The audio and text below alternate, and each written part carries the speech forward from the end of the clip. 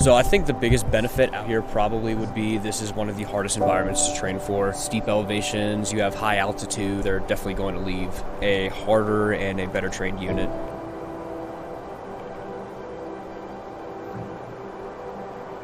You're definitely going to be challenged. Doesn't matter if you're that new guy in a unit or if you're a very senior man. If you've never had to experience this kind of terrain before, it doesn't matter who you are, it's definitely going to have some sort of toll on you, whether that be physical, just doing all these hikes that we do up here, or mental, dealing with this altitude, dealing with this kind of cold weather that we're going to see.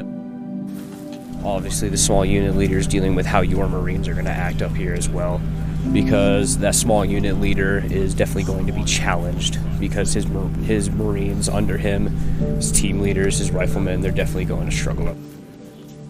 But I think this is one of the premier places where a small unit leader can definitely prosper. We focus heavily on fieldcraft up here.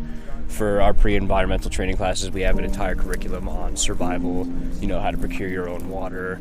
Definitely up here, we move further and further away from how we've been for the past few decades. We've got into this comfortable situation where we're definitely vehicle borne, but when you come up here, you're all foot mobile for sure. Getting back down into basic field crafts, one of the big things that we harp on is coverage and concealment. We've been dealing with a desert enemy for the past few decades, and when we come up here, we definitely need to figure out, get back into how we blend in with the environment. So I think using this kind of terrain, this kind of environment, either tomorrow's enemy or even the day after's enemy, is definitely going to be benefit, because this kind of terrain you cannot escape, no matter how hard you try.